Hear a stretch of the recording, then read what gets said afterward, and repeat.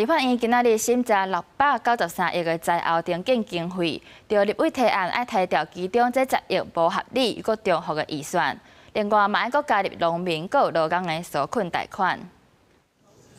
今年丹那市洪台甲电子大水河升等南台湾，立法院2次审查总金额693亿的财后重建经费，针对外界观测目前也未清完的供电帮环境部长表示，已经对业者下最后通牒，也毋过南会点出特别预算中安怎创1笔30亿的预备金。光电板还都还没有处理好啊！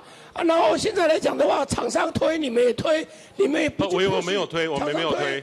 时间点告诉我们什么时候可以 complete 100% 处理完，什么时候？好，报委员，他们现在最后已经开了300万，下一个300万就这个礼拜。那这个他目前已经给我们一个清除计划书，我们正在审，他们希望延到9月5号。那我们现在还在审核它合不合理。编了一个预备金30亿啊，这个就空白支票啊，空白支票给你们乱用一通啊，这是已经有将近170亿的预备金了，你还编30亿，等于200亿的预备金，根本用不完啦。 罗斯堡讲，要破掉无合理的预算至少10亿，标示主计长行政院工程会都连劳工大也一路解释。民进党台南地区过顾问是质疑安怎采取的服务业补助预算会关过制造业，但联会搁较看啥爱加入农民劳工的纾困贷款。算产发署的部分给1亿啦。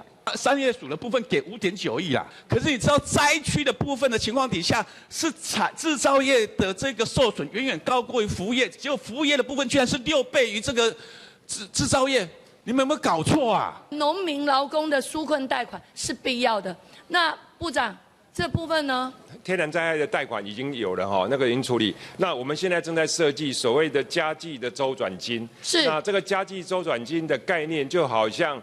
过去的就是纾困啦，对啦，只是改变一个名词啦，就改变一个名词。那我们希望说用这种方式来协助他，用比较低的利率，能够让他度过这个难关。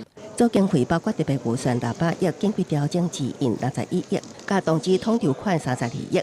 另外发生在野共同支持和在后重建，搁较紧实施。公司新闻采访报道。